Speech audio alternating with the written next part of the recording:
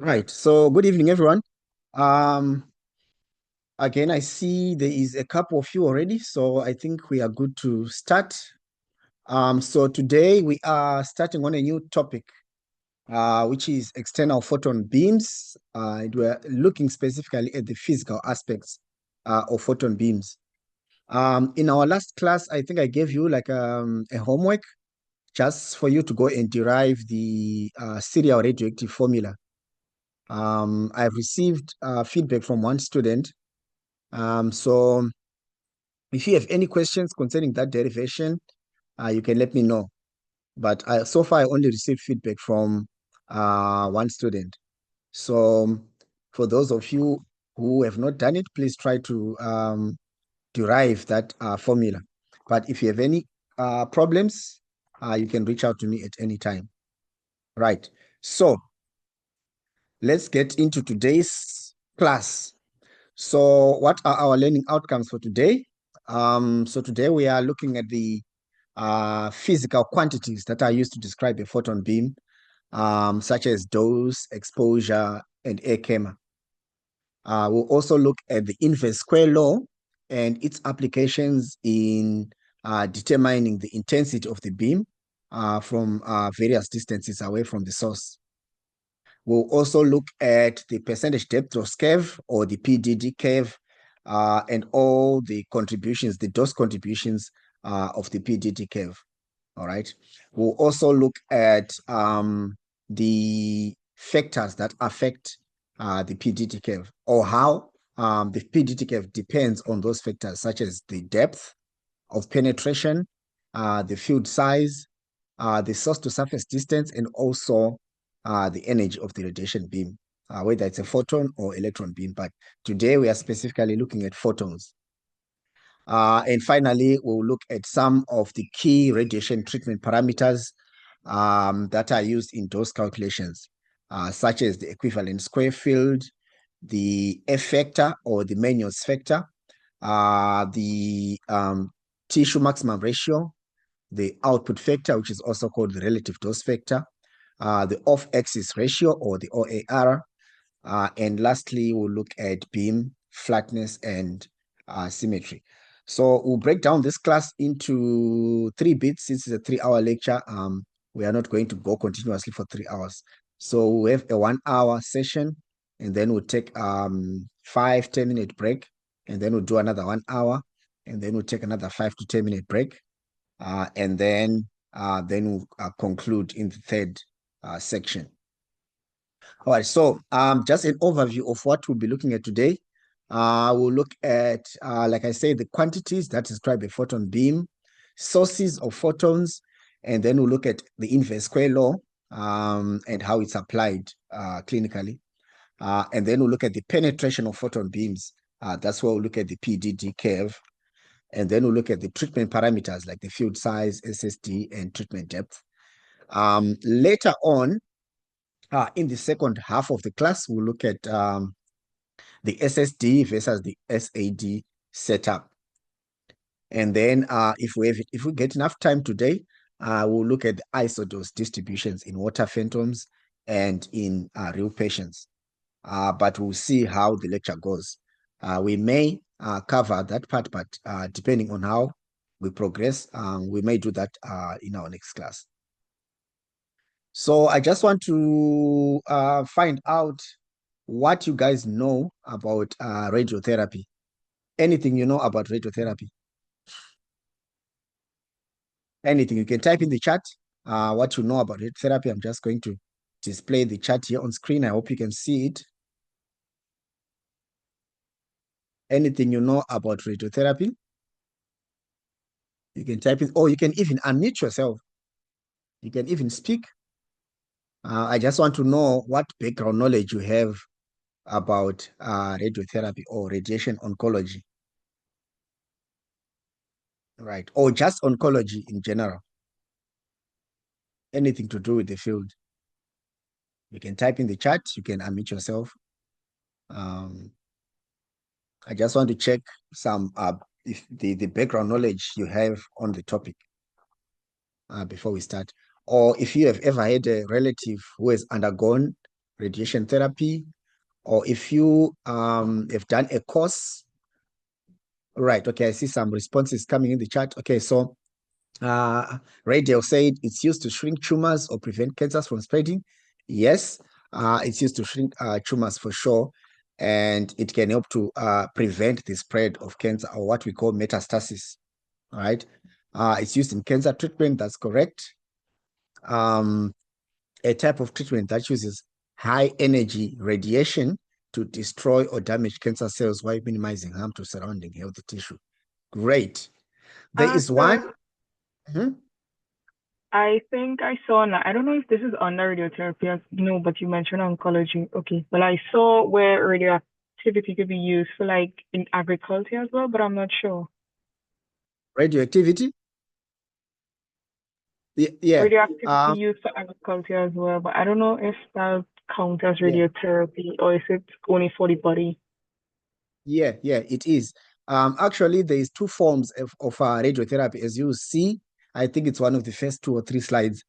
So there's external beam, where the radiation comes from outside the patient, like using a linear accelerator or X-ray tubes, or the radioactive source can be implanted into the patient close to the tumor.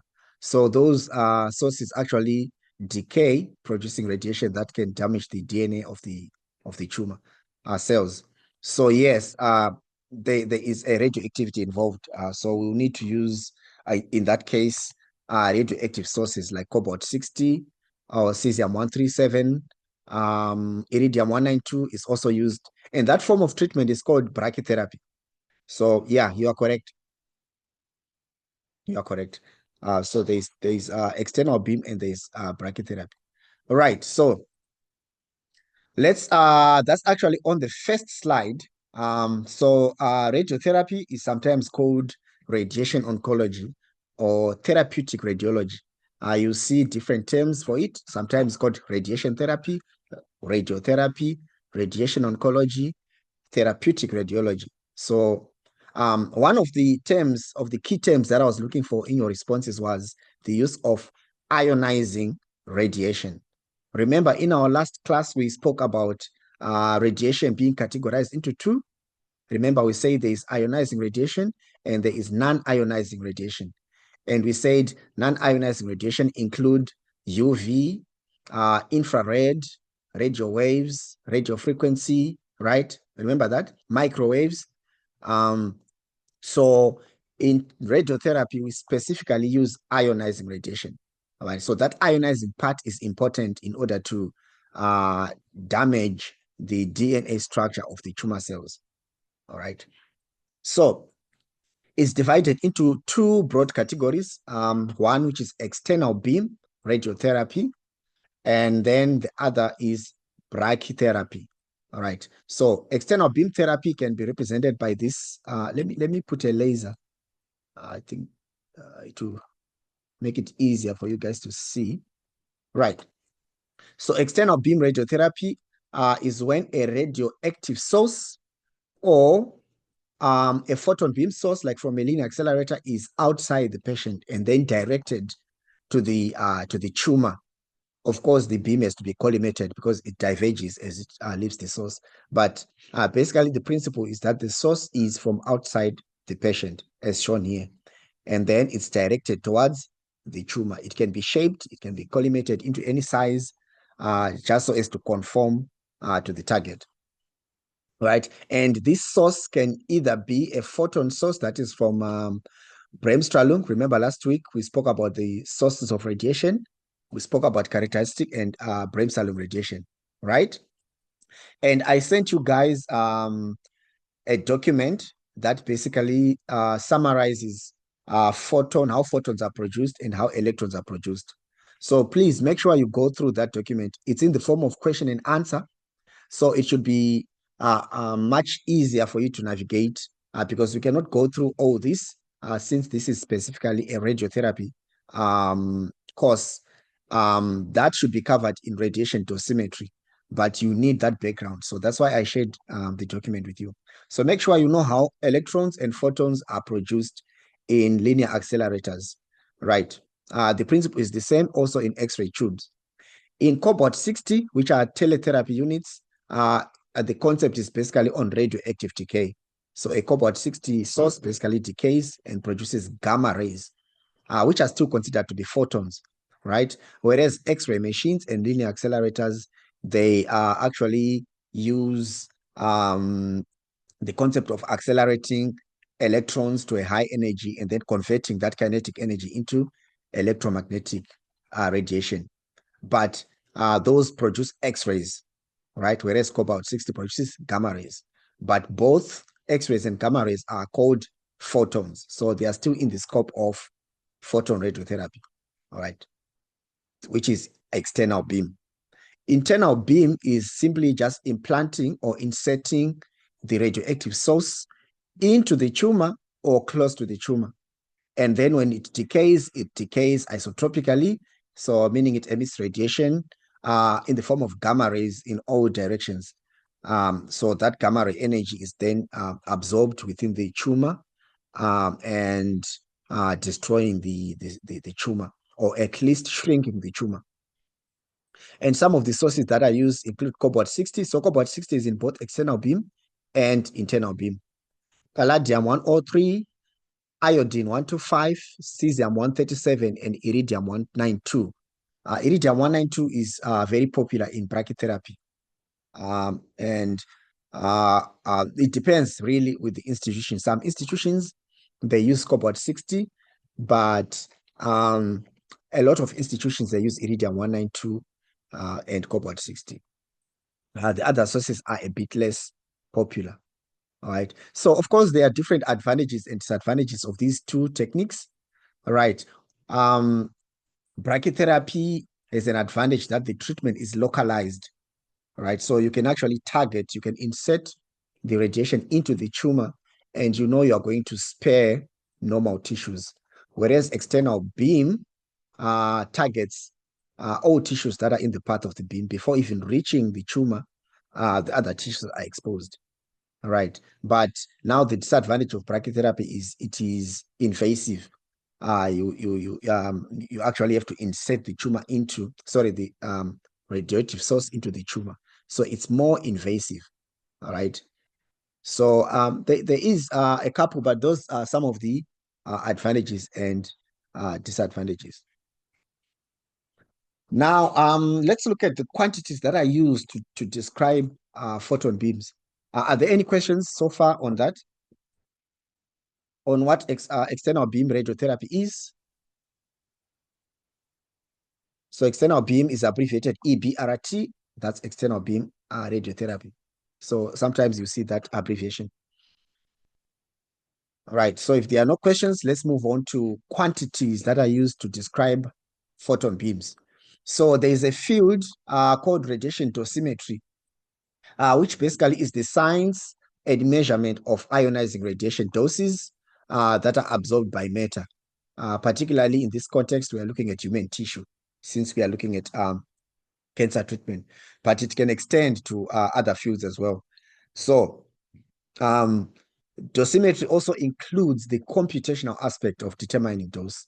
So it can be done through Monte Carlo simulations, which we may have a chance to look at just to introduce you to them. But in BIPH 6109, we'll actually do simulations. So I'll just introduce the theoretical aspect later on, and then we will do some practical aspects on Monte Carlo dose calculations. Right. So the descriptions of radiation, photon beam dosimetry can be in terms of the number and energy of the photons that are in that beam. Right. So the number and the energies constitute the photon beam spectrum. All right. And we are going to show you what it looks like. All right. There's also the description of the amount of energy per unit mass of medium, which the medium could be either air, water, or even biological tissue. So that field of determining the amount of energy absorbed per unit mass is the absorbed dose. All right. And we did some definitions last time, but I'm going to look at some other quantities that are used in describing the photon beam. So let's look at what we call a photon influence. Sorry, photon fluence, not influence. So photon fluence is basically the number of photons that are crossing an imaginary sphere with a cross-sectional area dA, right? So the reason why we use an imaginary sphere is that we know a sphere, if you consider your source to be like an isotropic source, then it means the number of photons crossing or the geometry will be the same throughout, right? So if you consider the number of photons crossing that cross-sectional area dA, that is the photon fluence given by this symbol here, phi, right? Or is it psi? So the units of photon fluence would be per unit area. So it would be per square centimeters. The fluence rate of photons is basically the photon fluence per unit time. In other words, the number of photons crossing a cross-sectional area per unit time. So is the units would be per unit area per unit time. All right, so that's the photon fluence rate. So now you simply have to differentiate the photon fluence per unit time. So define dt. Energy fluence follows a similar definition, which is basically the amount of energy crossing a cross-sectional area dA. And of course, the units in this case would be, we are dealing here with radiotherapy. So we are working with mostly mega electron volt energies. All right. Of course, you can do radiotherapy using kilovolt, but these units are applicable for mega voltage energy. So the units here will be MeV per square centimeters. The fluence rate of energy would be obviously the amount of energy crossing a cross-sectional area dA per unit time. So you have the energy per unit area per unit time. All right, that's the energy fluence rate. Now let's look at the description of photon sources with regards to the type of photons, the energy of the photon, and the intensity distribution of the photon. So now characterizing the photons with regard to type, we have covered this. So we've got gamma ray sources, and we also have got X-ray sources, right? So gamma ray sources, these are basically radioactive sources like cesium-137. And these decay, they undergo radioactive or nuclear decay to give us gamma photons. X-ray sources, on the other hand, they focus on the acceleration of electrons, and then those electrons interact with the nucleus. So let's look at bremsstrahlung as an example. So bremsstrahlung is a type of X-ray photon that is produced when an energetic electron comes near the vicinity of a nucleus. And then, of course, because of the opposite charges of the nucleus and the electron is slowed down and redirected. And then it loses some of its kinetic energy in the form of a bremsstrahlung photon. And that bremsstrahlung photon will take on an energy which is dependent on the closeness of the interaction, or the distance between the electron and the nucleus. At close interaction ranges, you get a bremsstrahlung photon with a high energy. All right. So that energy would range from 0 all the way to the incident energy of the, or the kinetic energy of the electron. Characteristic, on the other hand, is not interaction between electron and nucleus, but rather it's an interaction between the incident electron and the orbital electrons. So if an electron knocks out one of the electrons, then of course there will be a vacancy that is formed, which is filled in by an electron from a higher energy state. And of course, the differences in binding energies between those two electrons would be emitted as a characteristic photon. So why is it characteristic? Because every binding energies for atoms, they are actually like fingerprints of atoms.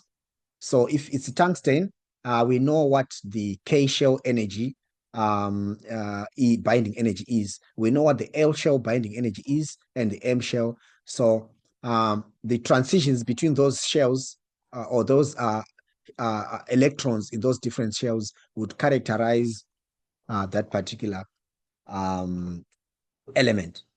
So that's characteristic. So those are both sources of X-ray radiation. Now, characterizing photon sources with regards to energies, we can have monoenergetic sources or polyenergetic, which is sometimes called heterogeneous sources. So a monoenergetic has got a single well-defined energy. Like, for example, when a cobalt-60 radioactive source decays, if I'm not mistaken, I think it releases a gamma ray source of 1.33 MeV.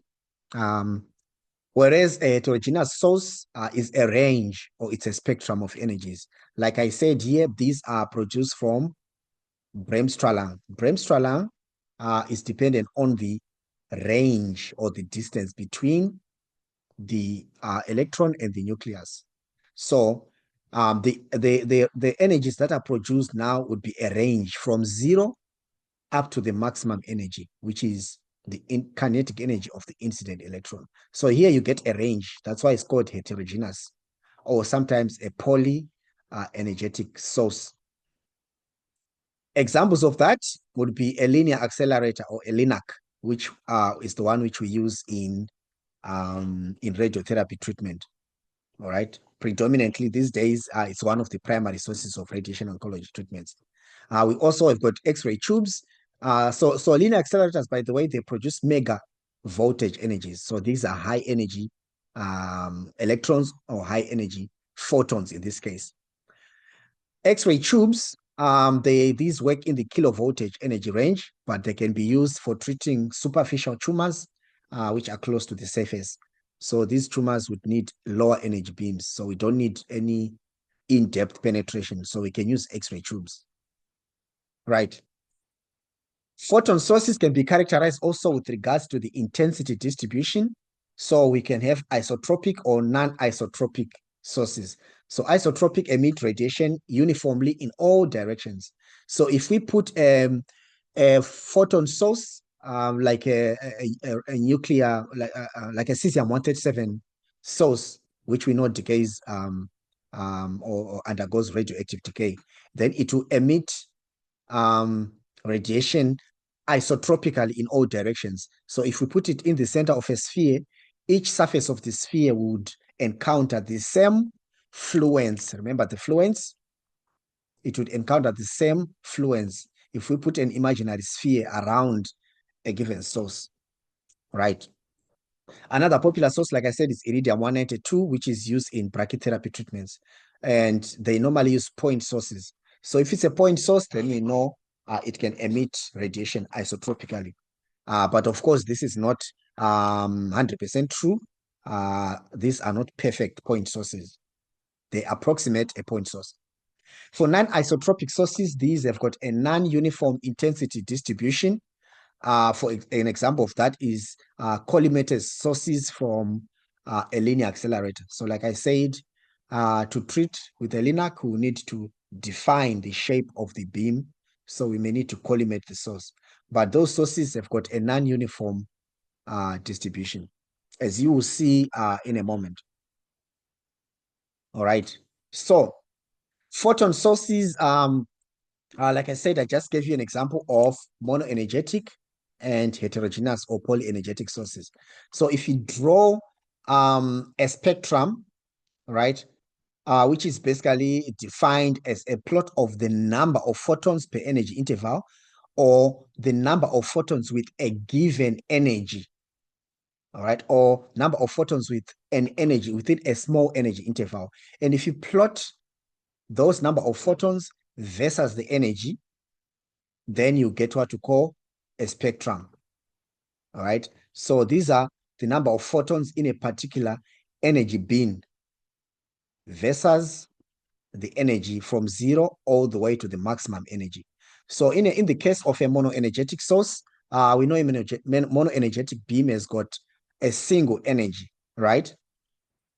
So a single energy, if we plot, it's just going to be a straight line on this graph like this.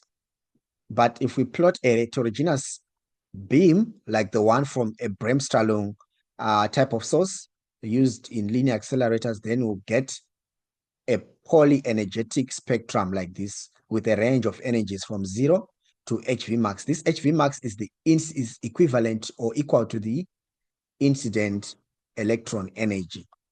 You cannot go beyond that. We also have got these spikes here. These spikes correspond to the characteristic radiation that arise from electronic transitions between shells. So if any of the incident electrons knocks out the target electrons in the shells, then we create vacancies, which I said would be replaced by a transition from a higher energy state. And the difference between those binding energies would be emitted as characteristic radiation. This is discrete energy, all right? So this is discrete energy, whereas the Bremsstrahlung part is a continuous energy. So we've got a continuous energy spectrum arising from the Bremsstrahlung part of the spectrum. And then we've got a discrete part arising from the characteristic radiation. All right. Any questions? Any questions before we move on? I want to get to the other concepts which are also important. As you know, this course is quite fast-paced. We have a lot to cover. So make sure you go take a look at all the take-home problems that I give you. But we'll try to do some problems in class today. Right. So if there are no questions, so I think this is what I was explaining. So the two spikes would be the characteristic spectrum, whereas the Bremsstrahlung is continuous. All right. There's one more thing which I want to highlight. The most probable energy of a photon beam, all right, which is heterogeneous like this, is 1/3 of the maximum energy. So let's say you are dealing with a photon beam with a maximum energy of 12 MeV, all right? Then the most probable energy will be 1/3 of that, which will be 4 MeV. So that's the most probable energy. As you see, the most probable energy is at the peak, all right? So so the largest number of photons, in other words, would have that particular energy. So the largest number of photons in this case would have 4 MeV if your maximum is 12 MeV. Right.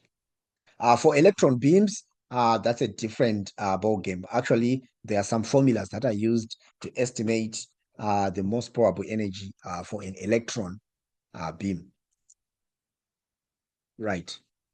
In terms of the targets, from the document I sent to you, it also described a little bit of how photons are formed, right? And you know, for us to form photons in a linear accelerator, we will need an X-ray target, all right, so that we can get Bremsstrahlung and characteristic radiation. Those targets, they differ depending on the energy range, all right? So if you are looking at non-isotropic sources, which is the one we use in Linux, that produce a polyenergetic beam, then we can have two types of targets, a reflection target and a transmission target. If it's a low energy beam, like a superficial and orthovoltage beam, a superficial energy region is basically from 0 to 150 kilovolts. And orthovoltage would range, I think, up to about 300 kilo. It's a little bit higher in energy, but still in the kilovoltage range. So those photons in this case will be formed through a reflection target. So that target would be like a slanted target. And in the case of a mega electron volt energy region, like in linear accelerators, then we would use a transmission target. So in that case, the direction of the incident electron would be the same direction that you get your photons. All right. I wish I included the figure here. I don't know. I think in the document I sent to you, I wish I included that figure here just to show you an illustration of what a reflection target is. But it's basically at 90 degrees to the direction of the incident electron, whereas a transmission target is basically in the same direction. All right, so this is a forward direction. All right, so photons here will be produced in the same direction as the incident electron beam. All right, so now let's look at some of the mathematical aspects now that we've introduced production of photons and how they are characterized. Now let's look at some mathematics, and then we'll do an example in class. Right. So now let's look at what we call the inverse square law, which is one of our learning objectives, to see now how we can apply that background information to calculating the intensity of the beam in different at different distances from the source. So in radiation therapy, we normally assume that our sources are point sources, all right? And most modern linear accelerators, they use very small focal spots, which is about 1 to 3 millimeters in diameter. And so these would approximate a point source. It's not a perfect point source, but it can approximate one. So if we assume that our sources are point sources, then it would be easier for us to predict how the beam would spread as it travels towards the patient. And also, it will simplify our dose calculation using the inverse square law. All right. The inverse square law basically states that the intensity of the beam would actually decrease proportionally as the square of the distance from the source. But before we get to that, we also know that any beam from a point source would diverge. All right. So assuming that this is our point source S, our beam would leave the source in a divergent manner like this. So if you take any, if you look at any distance from the source, so let's consider a cross-sectional plane or area, let's consider this to be a square, right? So we know that its cross-sectional area would be a squared, right? A distance FA from the source. If we move further from the source to another plane, then with a cross-sectional area B squared, okay, so remember the beam is diverging. So of course the plane would be much larger if we move further from the source. We can construct, or we can come up with a geometrical relationship that is based on trigonometry here. So if we take the tan of beta, beta being the angle between the central axis and the maximum divergence of the beam. So we know tan is the opposite side over the adjacent, right? So the opposite here, in this case, would be this b over 2. Remember, b is the full length, but in this case, we're taking half of it. And in this case, it will be a over 2, right? So if we look at this plane, it will be opposite a over 2 over adjacent fa, which is what we have here. And if we take this plane, it will be b over 2, the opposite side, over adjacent, which is fb, the distance from the plane to the source. So we can come up with that expression purely based on geometry, trigonometry specifically. And now we can apply that to photon fluence, which I've already defined for you. So we can apply the inverse square law now to photon fluence. So photon fluence at this plane A and photon fluence at this plane B is the same. Why?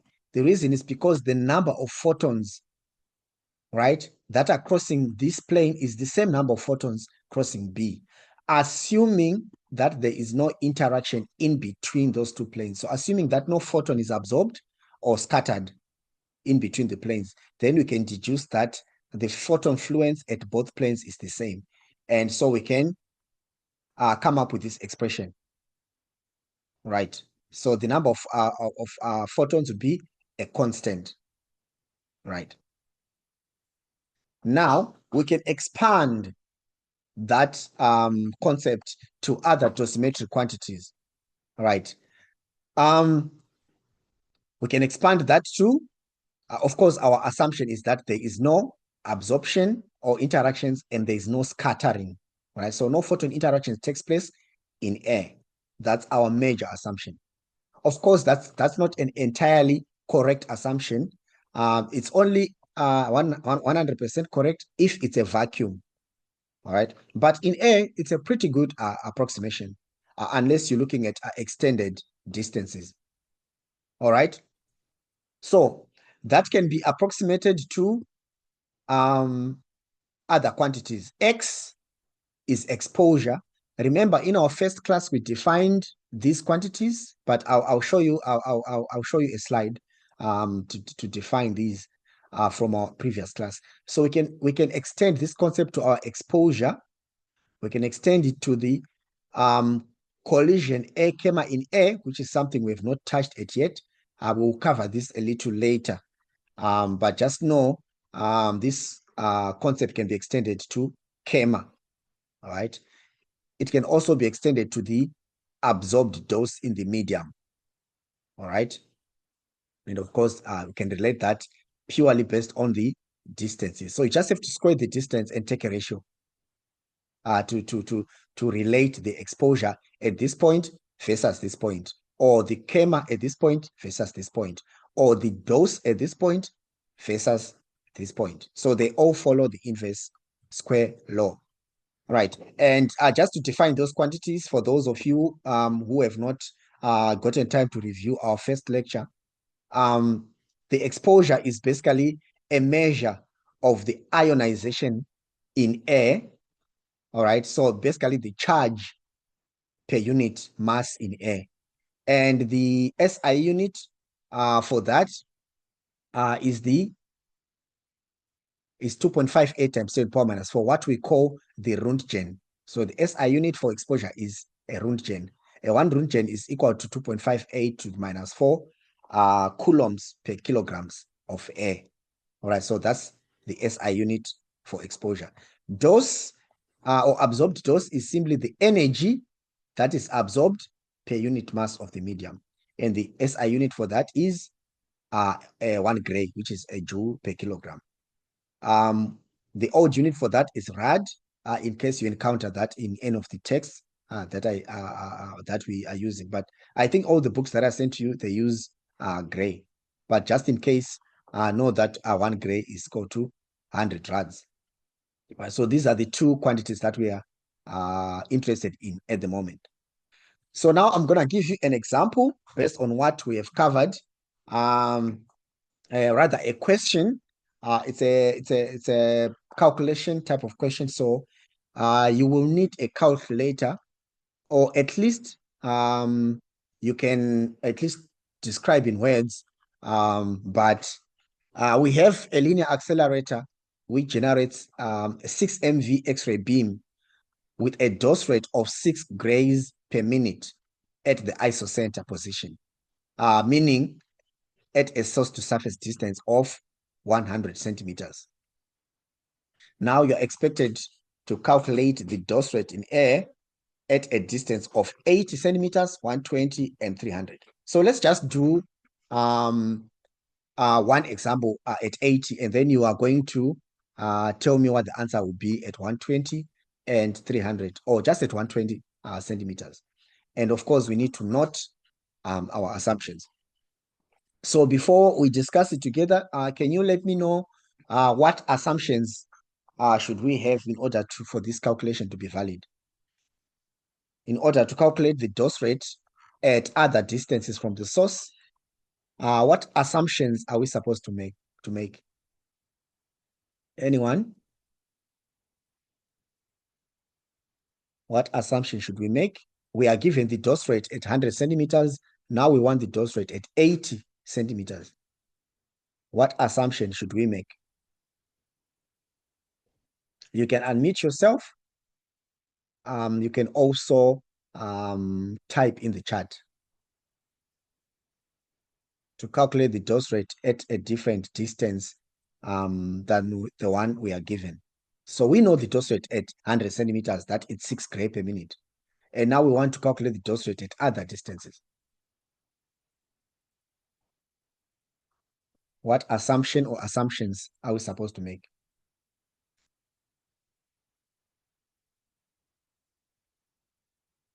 Anyone?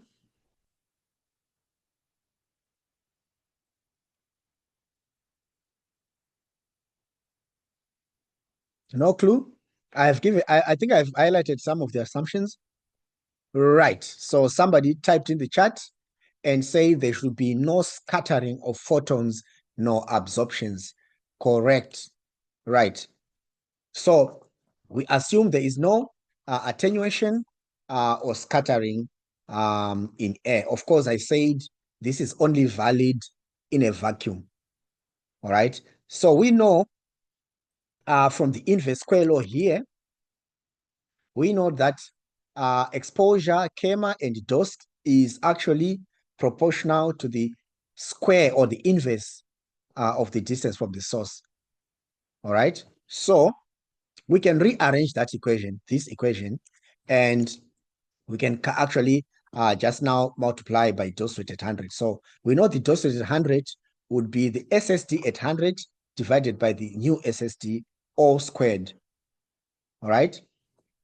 So if you put the dose rate at 100 centimeters here, which we are given, which is 6 gray per minute, and we know the SSD here is 100, and we want to calculate now the new SSD, which is 80, and we simply substitute 80 here, we'll end up with these values here. So if you substitute 80 into the equation, substitute 80 here and substitute 6 here, like this, then you will have a dose rate of 9.375 grays per minute. As you can see, the dose rate at a closer distance from the source is higher, right? But if you move further from the source, if you substitute 120 centimeters here, in place of 80, you end up with 4.1.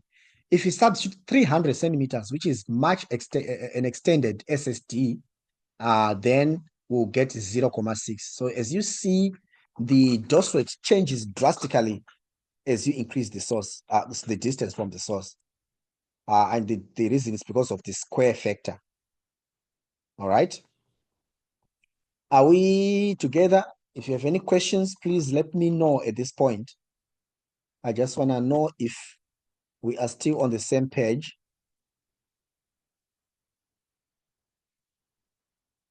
Are there any questions? Right, no questions. Okay, so now let's look at the penetration of photon beams into the patient. So how does the photon beam actually penetrate into the patient? All right, so as we said earlier on, a photon beam that propagates through the air or through the vacuum is governed by the inverse square law, which we just looked at.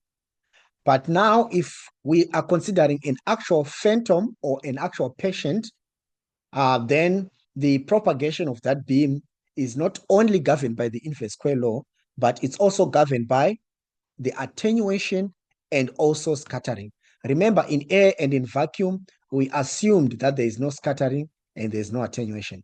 But now in a patient, we can no longer ignore the attenuation and the scattering of the photon beam. We know that in a patient, we do have different types of mediums. We've got bone, we've got lung, we've got soft tissue, we've got air cavities, right? And we've got different types of tissue. We've got soft tissue, like cerebrospinal fluid, synovial fluids, all those types of mediums that we have in the human body have got different attenuation properties and scattering properties. So we can no longer ignore those. So this makes dose calculation a complicated process in a real patient or in a phantom that is representative of an actual patient, like an anthropomorphic phantom that are used in clinical practice.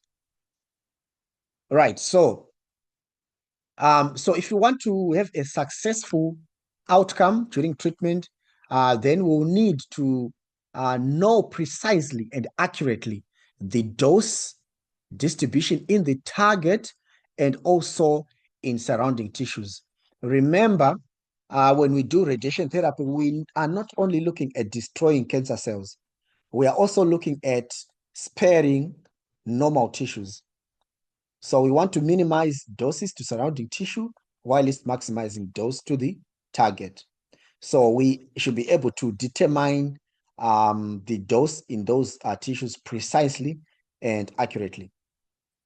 All right. And this can be done through empirical functions. These are based on experimental evidence.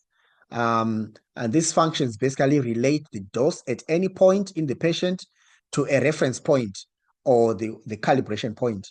And as you see, normally that point is the depth of maximum dose. Sometimes it's just 10 centimeters depth, but this is based on convention, really. And to do these measurements, we'll need radiation detectors. And we'll need, of course, we cannot really measure this dose with a dose detector in a patient. We'll need a tissue equivalent phantom. So that phantom should be able to approximate the tissue that we are looking at, whether it's soft tissue, bone, lung, or anything. It should be having the same characteristics. All right. So calibration point. Okay, there's a question in the chat. Someone said, can you explain calibration point again, please? All right. So calibration point is basically a point in which we know the exact dose.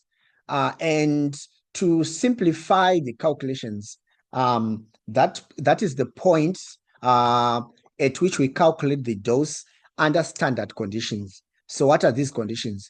These conditions include a 100 centimeter source to surface distance.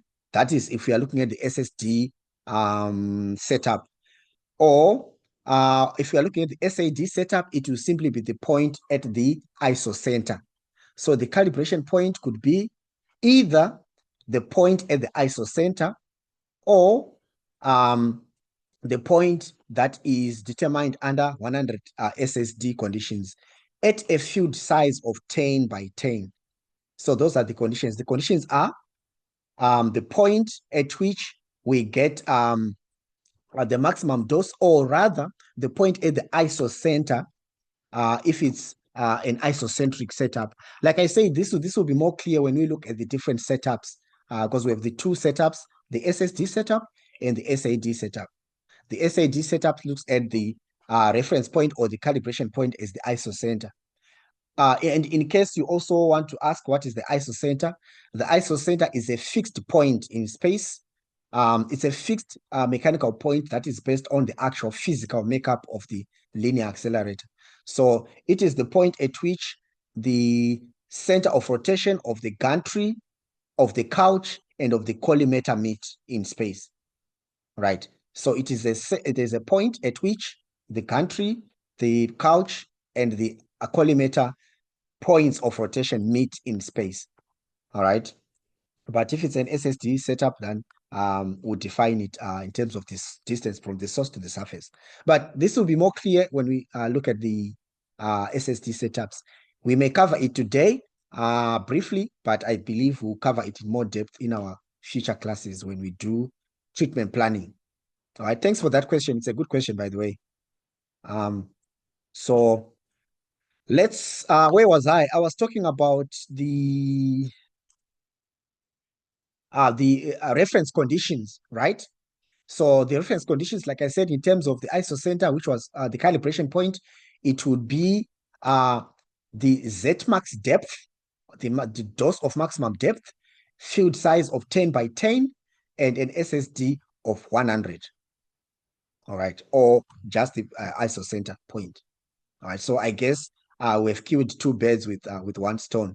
So those are the reference conditions. All right, or the standard conditions. So now let's look at the PDD, or what we call the percentage depth dose curve. All right. So the percentage depth dose curve is basically the change in dose as the photon beam or the radiation beam in general travels into the tissue. So, of course, the photon beam is produced from the linear accelerator, and then it hits it, or it enters the patient on the surface of the patient or on the skin, and then it delivers what we call the surface dose. So the surface dose is basically on the first few millimeters of the patient's skin. So the PDD has got a general pattern, which looks like this parabola here. It has got this parabolic shape, and it is distinct between photons and electron beams. All right. So when a photon beam enters the patient, so consider this is our patient here, this elliptical patient, and your source is here, and then of course the beam diverges, and this dotted line would be the central axis of the beam. All right, it will hit the patient at this surface zero at zero depth. So this would be the depth of the patient, which is the horizontal axis. And then on the vertical axis, it would be the dose at that given depth. So on the surface, our Z or depth is equal to zero. And then the dose rises rapidly to a point, reaches a maximum, and then it drops off. And then it gets to a point where it exits the patient at this exit point here, Zex, right? But we also have got a depth of maximum dose, which is Z max, which I said could be the calibration point that was asked. Now, what is the reason for the dose rising rapidly? So now beneath the surface dose, the dose first rises rapidly. It reaches a maximum value, Z max, and then drops off. So we are going to look at each of these points: the surface dose, the depth of maximum dose. Okay, actually the surface dose, the build-up region where the dose increases rapidly, then the maximum depth dose, or rather the maximum dose depth, right? Because we are talking about the depth here. And then the exponential decrease of the dose, and then ultimately the exit point. So photons really, they are not stopped in a patient. They enter and they exit the patient, right? So that's why we have to be careful about preserving normal tissues. Photons, they really in our last class we highlighted the penetration of photons, but photons basically they penetrate much deeper than electrons. Electrons are charged, so they are more likely to interact and get absorbed within the patient, whereas photons actually enter and exit the patient. So for megavoltage beams, which are our primary interest here, right? So our primary interest is on megavoltage beams produced by linear accelerators, for example, or cobalt 60 units, which we call teletherapy units. By the way, we are going to look at these units. So for those of you who may not understand the functioning of a linear accelerator, this would be one of our topics.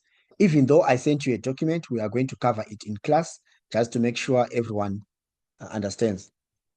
So for megavoltage beams that are produced from Linux and cobalt 60 or teletherapy units, the surface dose is really low compared to the maximum dose.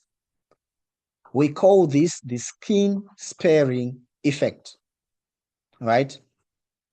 Which means the dose at the entrance of the patient is much, much lower compared to the maximum dose. It's usually at the order of 20% to maybe maximum 25% of the maximum dose.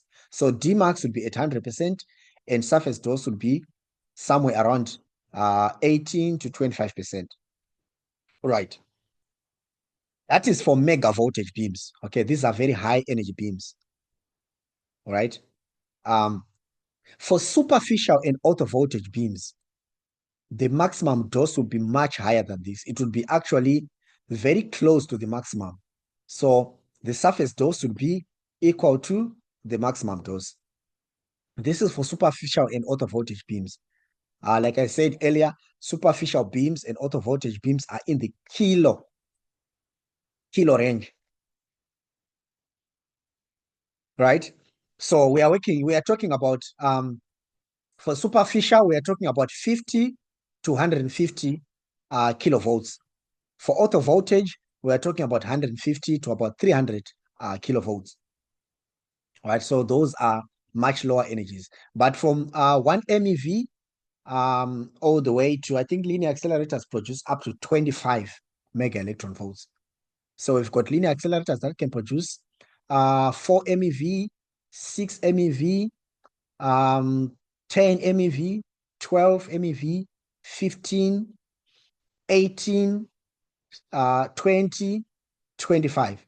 All right, so they don't necessarily produce all those energies, but you can have a linear that produces, for example, 6, 15, and 18, or 6, 10, and 15. All right, or just two energies. Some just produce a single energy. Okay, this just depends on the make and the model of the linear. All right, so mega voltage beams have got a skin sparing effect. So they spare the skin from high dose. Whereas superficial and auto voltage beam, they give a very high surface dose, which is close to the maximum dose. So if you want to, I'm gonna ask you a question here. So if you want to treat a patient who has got a skin cancer, what beam would you use? Superficial, auto voltage, or mega voltage beam? What choice of beam would you use if you want to treat a patient who has got skin cancer and you are only limited to photons? You don't have electron beams. We know, as you will know later on, electron beams are a better choice for treating skin cancer because they actually deposit most of their energy close to the surface and they don't penetrate any deeper into the tissue. Whereas photons would actually keep traveling until they exit the patient. So electrons are a better choice. But let's say you are only limited to photon beams.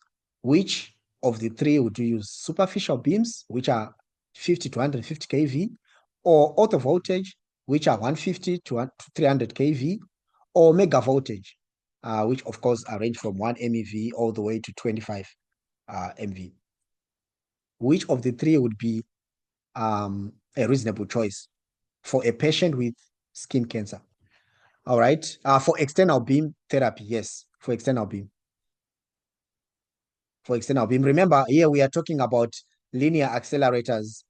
So yeah, we are assuming it's external beam. All right. So someone asked if it's external beam. So yeah. All right. Sometimes I'm showing the. Can you see the chart on the screen? Yes, superficial. That is correct. That is correct. Yeah. And of course, it depends with the actual depth. So for skin cancer, we're just assuming the cancer is on the surface or really close to the epidermal layer of the skin. So we would use a superficial X-ray beam. If the cancer is a little bit deeper, we can use auto voltage. That would penetrate a little bit deeper. Um, and if the tumor is, let's say, at 5, 6, 10 centimeter depth, we would use a mega voltage beam. And of course, the choice of the energy we use depends on the depth of the tumor. All right. So if you compare superficial and mega voltage X-rays on the same axis, you can see that mega voltage X-rays first deposits very low energy on the surface.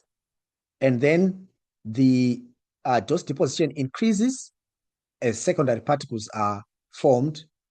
And then we reach a maximum and then it decreases. Whereas superficial energies, it deposits the maximum energy on the surface. So these are superficial X-rays. As you guys correctly suggested that for a skin cancer, it is better to use superficial energies so that we can deposit most of the energy on the skin. But of course, these are still X-rays, so they will keep traveling into the tissue, but they will deposit less dose at depth. If you want to measure the surface dose, You can use parallel plate ionization chambers. And these parallel plate ionization chambers, as you know, they've got two polarities, a positive one and a negative one. And so if you basically take an average reading between the two polarities, and that will be taken as the correct surface dose. So what contributes to the surface dose? Right, remember we are looking at photons, right? And we know photons deposit a lot of energy at depth. So what actually contributes to the dose at the surface? Well, we have got three main contributions or contributors to surface dose. We have got, but all of these, they are from either scattering or from secondary radiation formation. So photons can be scattered from the collimator's flattening filter in the air. So before the photon beam actually reaches the patient, it is scattered either in the components of the linear accelerators, like collimators that help to shape the beam, flattening filters. Flattening filter basically helps to create a uniform distribution throughout the entire width of the beam. Okay, so remember, normally the intensity of the beam would be more at the center. So to make sure we've got a uniform intensity distribution, we put a flattening filter, which is like a conical shape or a triangular shape, thicker in the center, so as to absorb that extra intensity to sort of level up the intensity across the beam. So the collimators, flattening filters, and the air also scatter the beam. All right. We assumed that there's no scattering when we looked at inverse square law, but of course that is not entirely the case. The photon beam is actually scattered to an extent, to a larger extent by collimators and flattening filters, and to a smaller extent by air. And once the photon beam is scattered, it will not travel that far once it reaches the patient. So it will deposit most of the energy close to the surface. All right. There's also back scattering from the patient. So when the photon beam hits the patient, it does not penetrate or deposit the energy immediately. Some of those photons are actually back scattered at the surface of the patient. That's another contributor. The third contributor of surface dose would be electrons that are formed from photon interactions. So in our last lecture, we discussed how photons interact with matter, right? To an extent, we discussed it in class, and I gave you a homework, so to speak, just to look at the further interactions. I think we looked at the photoelectric effect, and I asked you guys to go and look at the Compton scattering, pair production, Rayleigh scattering, right? So when a photon interacts in matter, it produces secondary particles, in this case, electrons, all right? And these electrons can be produced through the photoelectric effect, in which the photon is absorbed, but then it ejects an electron, or through Compton scattering, in which a photon is scattered off without being absorbed, but also an electron is also ejected. So that's a Compton scattering. Now, so those are the processes that can produce high energy electrons from an incident photon beam. And those electrons now, in turn, deposit their energy close to the surface. So those photon interactions would occur either in the collimators, in the flattening filters, or in the air, any structures that are close to the patient, all right? Now, those secondary electrons would deposit their energies close to the surface. As we know, electrons are light, they are charged, and they don't travel far in tissue. They deposit. Is there anyone who remembers what we said about how much energy is deposited by an electron beam per centimeter? How many MeVs are deposited in matter, let's say in water specifically, for an electron beam? What is, let's call it the stopping power In our last lecture, that's what we covered. How many MeVs are lost per centimeter for an electron beam in water?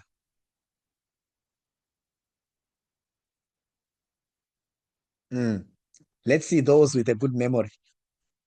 How much energy does an electron deposit per centimeter in water? Is it 1 MeV per centimeter, 2 MeV per centimeter, 5 MeV per centimeter?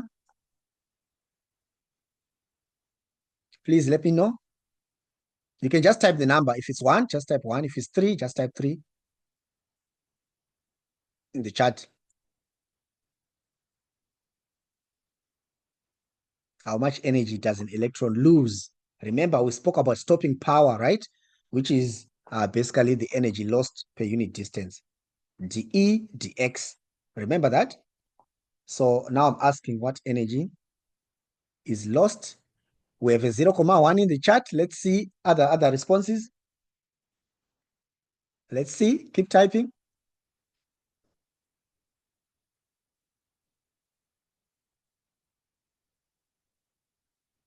Right, we got a correct answer already. 2 MeV per centimeter. All right. So as you see, electrons lose a lot of energy per centimeter traveled. So when these photons interact within the linear accelerator head by collimators and Franklin filters and produce these secondary electrons, these are what we call contaminant electrons. They actually contaminate the beam, such that, let's say we want to treat a patient with a tumor at, let's say 5 centimeters, right? And now we have got these contaminant electrons produced through secondary, let's call them these secondary electrons that are produced through photon interactions. Those electrons would deposit their energy close to the skin or close to the surface. So they would increase the surface dose, but we don't really want that. So that's what we call contaminant electrons. Right. These are some typical values of surface doses for different energies, right? The reason why I asked you to recommend an energy for a skin cancer is because superficial and orthovoltage deposit 100% or close to 100% of their energy. I mean, 100% as a ratio of the, remember this is PDD, right? So when we say 100%, we are talking about the dose as a percentage of the maximum. So here we're saying the surface dose is the maximum dose. For cobalt 60 gives about less than 2 MeV. They deposit about 30% of the surface dose on the surface. Sorry, let me repeat that. Cobalt 60 beams deposit about 30% of the maximum dose on the surface. 6 MeV X-ray beams deposit about 15% of the maximum dose on the surface, whereas high energy beams like 18 MeV would deposit only 10% on the surface. Right. So the surface dose, as you see, as you increase the energy, the surface dose decreases. So the more penetrating the beam is, the less the surface dose. Now let's look at the build-up region. The build-up region basically is the region between the surface and the maximum dose. So it's all this shaded region here. Right. Let me see. I said we would do a 1 hour and then we'll take a short break. So I think we should take a short break and then I'll give you some thoughts and maybe a question on what we have covered so far. So let's take now the time is 11 past 6. So let's start at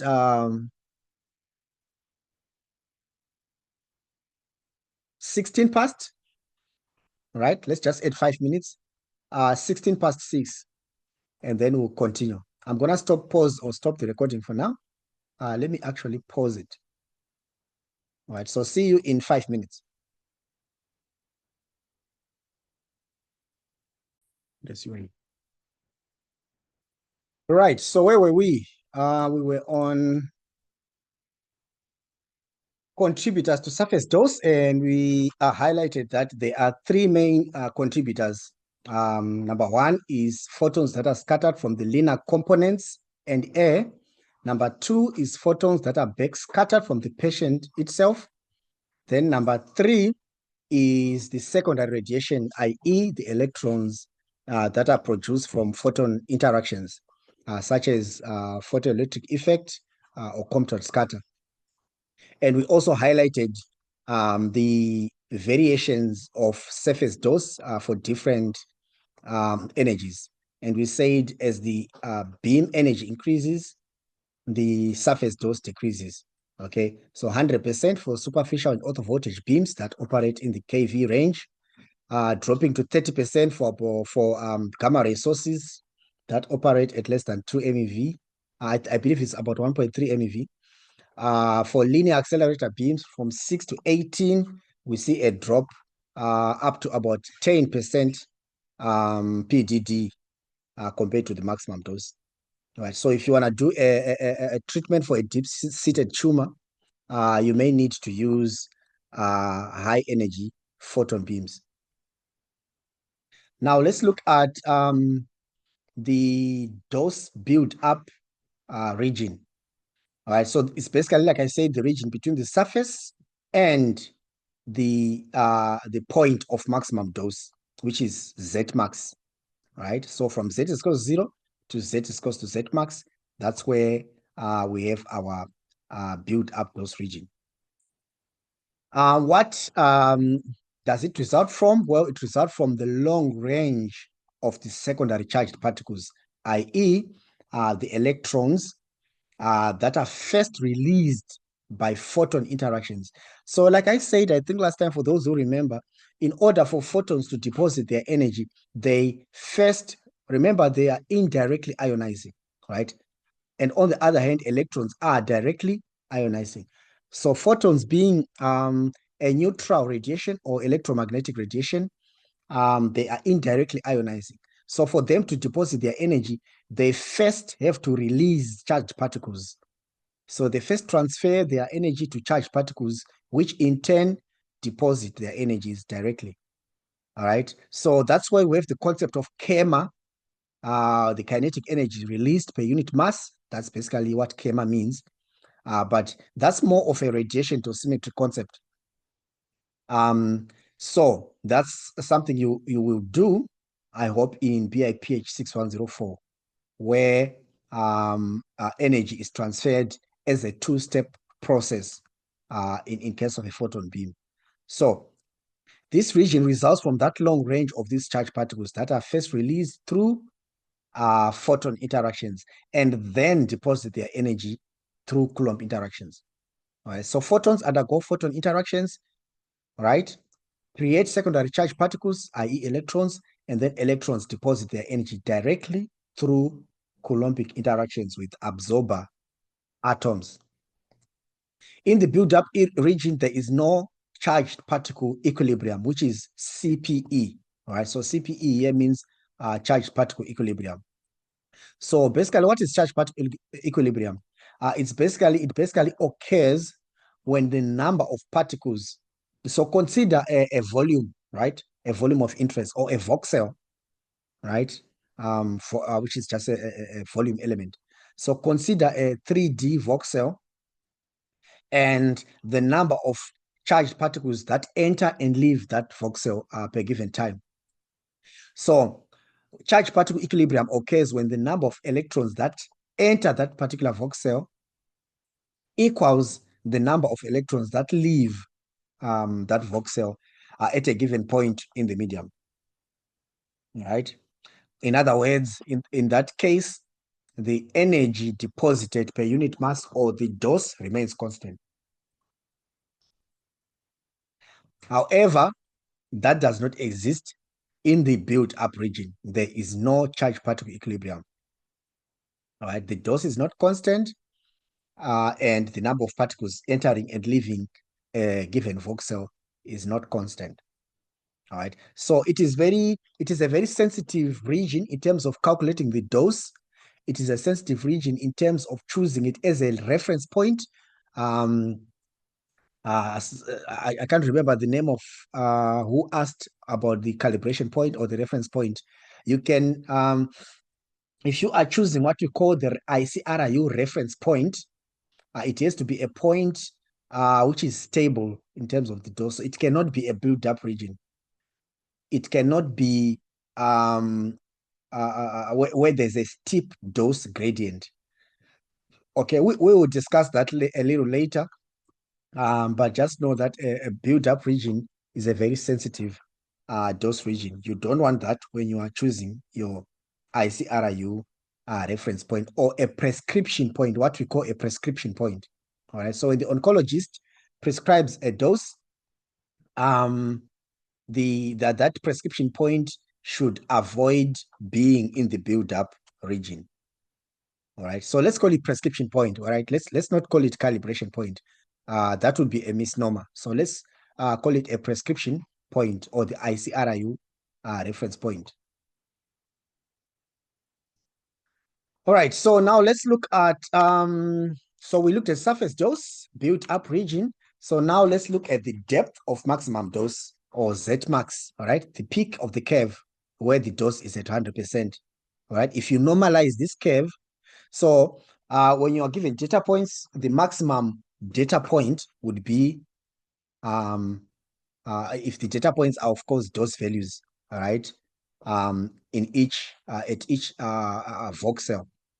And then if you normalize the points to the maximum dose, then you get to this point where the dose is maximum. The corresponding depth would be your Z max. Now, let's see the factors that affect our Z max. The major effect would be the beam energy, like we just touched on before. The beam energy also affects not only the surface dose, but it also affects the Z max or the depth where you get your maximum dose. Now, the more you increase your Z max, the more you increase your energy, then the deeper your Z max is. There's also another effect, which is field size, which is also considerable, but it's of a lesser effect or impact as compared to the beam energy. So those are the two major factors that affect our Z max. Other textbooks would say D max. All right, D standing for depth. All right. So D max with a small d. So make sure you get the convention right. D max with a small d represents is the same as Z max. It's a depth. Small d is a depth. Capital D is a dose. So if you see D max capital D, that means the maximum dose. If you see small d max, that means the depth of maximum dose. So make sure you understand that. Otherwise, you're going to land in some confusion. All right. So other books, they use D max small d. Other books use Z. All right. We are going to use Z based on Pojosak, but other books would use D. So don't be confused. Now, if you keep your field size constant, all right, the size of your field, so whether it's a 5x5 field or 10x10 field or whatever you determine with your collimators. So if you keep that field size constant, then your Z max would increase with the energy of the beam, of course, right? The more the energy, the more the penetrating power of the beam. Now, these are some examples of Z max values for a 5x5 field size. Right, so keeping the field size constant at 5x5, the nominal values of the Z max would be like this. So for 100 kV or kVp, which is the peak tube voltage that is used to accelerate our electrons in an X-ray tube. This is for a superficial beam, remember? So kVp would be the peak tube voltage that is used to accelerate our incident electrons that would produce this photon beam. So for a 100 kVp beam, our Z max would be 0, meaning at the surface. At 350 kVp, meaning for an ortho voltage kV beam, with a maximum accelerating voltage of 350, our Zmax still would be at the surface or very close to the surface. But when you begin using mega voltage beams, then your Zmax would begin to go deeper and deeper and deeper into tissue. So for cobalt 60, which is 1,3 MeV, your Zmax is 0,5. For MV, your Zmax is 1 centimeter. At 6 MV, your Zmax is about from then on, they change, with about 0,5, except between 10 and 15. So from 4 to 6 is 1 to 1,5. From 6 to 10 MV is 1,5. 2, actually, it's not a consistent change because you can see here it's 1, 1,5, 2,5, 3,5. So they change with 0,5 here, 0,5, and then they just start changing with a 1 centimeter gap. These are the most popular energies that we use clinically, especially 6 MV. 6 MV is the one that is used for most treatments, right? And 18 MeV can be used for deep-seated tumors, right? Let's say treating prostate, you may need a more penetrating beam. And of course, you have to consider things like the bone that is in the beam path, but that's another topic. So this is how the Zmax changes with energy. You will need to know these values. It is better for you if you can memorize these Zmax values for cobalt 60, 4, 6, 10, and 18 MeV. It's just good for you because when given a question, you won't have to start looking for these things from a book.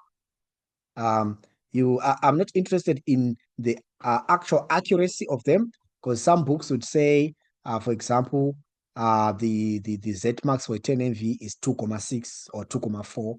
I'm not really interested in that level of accuracy. I just need you to know that these are the nominal values. And of course, they won't be exactly the same for different machines. All right. So that's why we need to calibrate our machines as well to see if the dose delivered under specific conditions would be replicated. Now, let's look at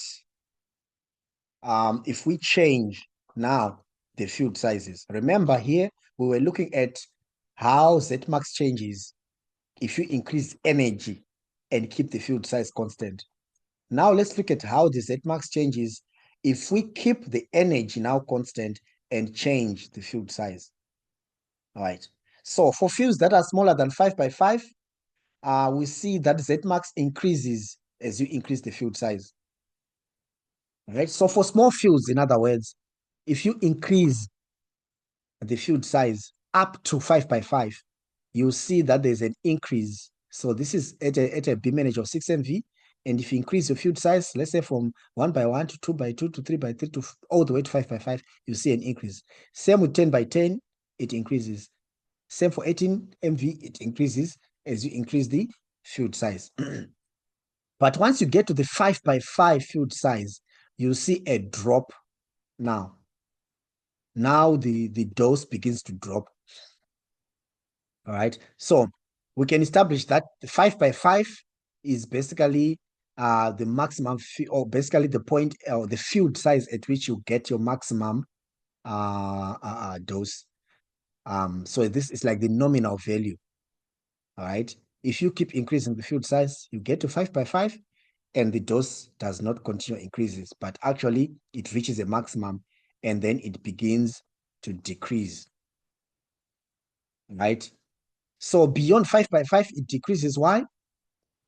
Because of collimator and flattening filter scatter. Now, the effect of increasing the field size, right? So I think I did not clarify that. So if you increase the field size, you are increasing the scatter, all right? The scattering of the beam.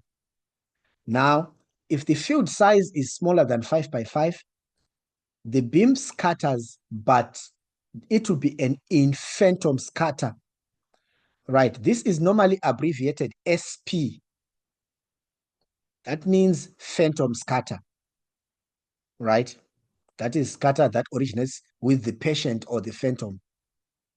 But for large field sizes, now the scatter contribution would be from the machine itself. So you have a collimator scatter, which is normally called SC. All right. So sometimes you see, especially in CAN, remember here we are following the convention of Podjosak. All right, Podjosak, the um, radiation oncology physics textbook. But if you follow CAN, it will give you the notation like in phantom scatter is SP, collimator scatter is SC. The total scatter would be the product of the two. So the total scatter would be SP times SC. So in other words, the phantom scatter times the collimator scatter. All right. So make sure you remember that.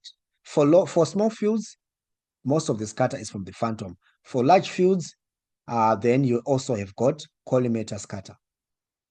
What's the effect of collimator scatter? It means if your beam is scattered before it reaches the patient, all right? If it's scattered in the collimator or in the flattening filter, right, that scatter from the linac itself would mean an increase of dose deposition before Dmax. So that would actually shift your Dmax closer to the surface. All right. Remember, a scattered beam would not penetrate much. So if it's scattered before it even reaches the patient, it won't really penetrate as much. Are we together so far?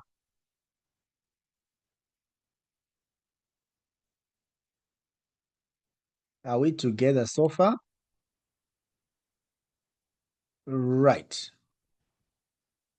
Okay, good. Good.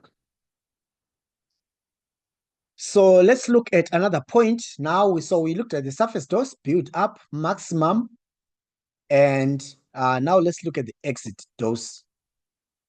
All right. The exit dose is a point. So basically it's the beam exit point. Let's just simplify it like that way. So it's basically the beam exit point. All right. So considering this is the patient, this is the surface, this is the Z max point, this would be the exit point. All right. So if you plot a PDD at the beam exit point, there is a slight downward curve of the PDD. Right. So this would be due to missing scatter contribution for points beyond the exit point. So normally remember our dose is affected by attenuation. It's also affected by the inverse square law. It's also affected by scatter. Right. So now every point in the patient would contribute to this scatter. So if we now assume an infinite, of course, we don't have an infinitely thick phantom, right? So if the phantom was infinitely thick, would have a beam that continues just to go and drop and drop and drop. But of course, our phantom or our patient has a finite thickness. So at the end of the phantom, there's a missing tissue that would otherwise contribute to scatter. So that missing scatter contribution would contribute to that fall into the that fall of the PDD curve, right? But however, this effect is usually small and it can be generally ignored. All right, so now let's look at a new topic, or rather a new section, which looks at the main parameters that affects the dose, or rather that are used in external beam dose delivery with photon beams. All right, we've looked at most of them. The depth of treatment Z, field size A, source to skin distance. If it's an SSD setup, then we'll say SSD. If it's an isocentric setup, right? In other words, source to axis. So isocenter is basically that axis of rotation where the collimator, gantry, and couch of the linac meet.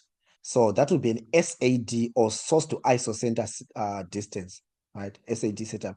These are two different setups that are used in radiation therapy treatments, and they've got their distinct advantages and disadvantages. And we'll look at these setups in treatment planning. All right. So we can either have an SSD or SAD. Another factor is the photon energy, the number of beams. So if we are treating a patient, sometimes we do have a multi-beam treatment. All right. Of course, this is done to increase the beam conformality to the shape of the tumor, to increase the coverage of the target. Sometimes also we can do this just to increase the uniformity, or rather the homogeneity of the beam. All right, but we'll look at that how we or why rather we use a number of beams to increase the conformity of the beam to the target and the homogeneity of the dose. Also, we can determine the treatment time if it's a teletherapy machine like a Cobalt 60. Those are based on radioactive sources. So since there's radioactivity, we'll work with decays per second. So we'll work with treatment time. But if we're dealing with linear accelerators, we'll look at monitor units. Monitor units basically have to do with the number of monitor ion chamber units. So we have an ion chamber which is placed in the path of the beam in the head of the linac itself that actually monitors the radiation beam, just as a pre-treatment check. So those would give us the monitor units we need for a particular dose. All right. So if we calibrate our linear accelerator, we'll be looking at so what's the dose delivered at a given calibration point per monitor unit. All right. So you will see something like 1 centigrade per monitor unit as the dose at the calibration point. All right. But again, I'm just introducing you to some of these words so that when you see them, it will make sense. But that's for treatment planning. So let's show like a setup with all the labels of these different parameters. So consider a source, right, which can even be a linear target. So if it's a linear accelerator, the source would be the target.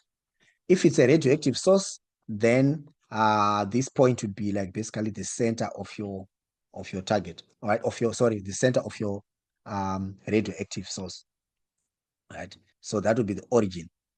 So all the SSDs, we measure them from the source, which is either the target or the center of your radioactive material. Now, given that the radiation obviously is going to diverge from the source and it will be incident onto the phantom, let's consider a perpendicular incidence where the central axis converges with the phantom at 90 degrees. So point P here would be a point on the depth of maximum dose. So this is a point at which your maximum dose would be, right, which would be like a depth for a megavoltage beam. So that's a Z max point. Point Q is simply just any other point on the central axis, right?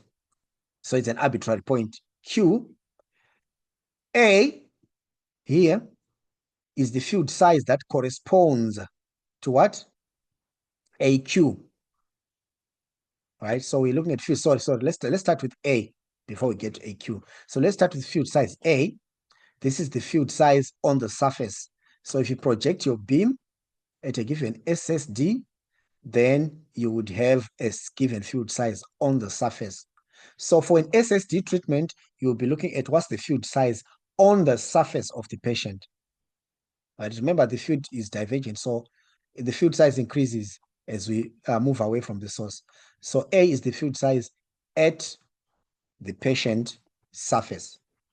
AQ here would be the field size that corresponds to point Q, this any other point, right? So maybe Q would be our treatment point. We can relate the dose at Q to the dose at P, right? SSD is, of course, the source to the surface distance. SCD is the source to the collimator. So the collimator is part of the linac. And Of course, the target and the collimator. The collimator is just used to shape our beam. All right.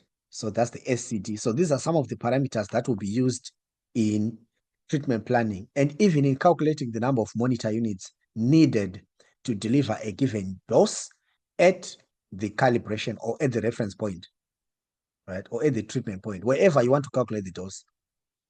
These are some of the parameters you need to use in lookup tables to calculate the monitor units. So there are several functions that are used to link a dose at a reference point to an arbitrary point. All right. So for a properly calibrated unit, we know what the dose at that reference point is, and we can relate it to the dose at any other point in the patient. All right. So depending on the parameter, so some of them, they can be used for a whole energy range in radiotherapy, while some of them are only applicable at energies below or energies above the cobalt 60. Cobalt 60 is basically like a transition point that can link different dosimetry techniques. So, for example, there are dosimetric functions that apply to the whole photon range, from from super voltage to ortho voltage to mega voltage. The PDD and the relative dose factor would be applicable. The relative dose factor is sometimes called the output factor. All right, or the scatter factor. All right, remember I told you before, there is a phantom scatter SP, there's a collimator scatter SP, there is a total scatter, which is written SCP. That's the same factor as the relative dose factor, which is sometimes called the output factor. All right, so remember that. Relative dose factor is sometimes called output factor, also sometimes called the scatter factor. Right, SCP, considering the phantom and also the collimator scatter. But it mostly depends on the when you change the field size, and then it changes. So it basically factors in the change of dose with the field size. PDD factors in the change of dose with depth. PDD, change of dose with depth. Relative dose factor, change of dose with field size. We also have got some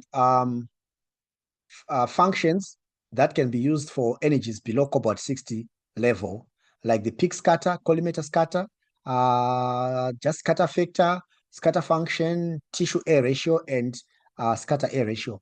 We will not really look at most of them, but we will look at, of course, the tissue air ratio because it's also related to, so look at the TAR, TMR, TPR, and these other two. All right. But that would depend with the context. Some of these factors will just look at them in passing, all right? But definitely PDD, relative dose factor, tissue maximum ratio, right? And tissue air ratio. We'll look at those. So TMR and TPR, these factors, we normally just call them TXR, all right? So TXR is simply where X represents either the maximum, phantom, or the air. So we call them the TXR ratios, whether it's a tissue air, tissue maximum, or tissue phantom ratios. All right. Now let's look at some parameters that are used to define the field size. All right. There's generally 4 categories of the shape of the field.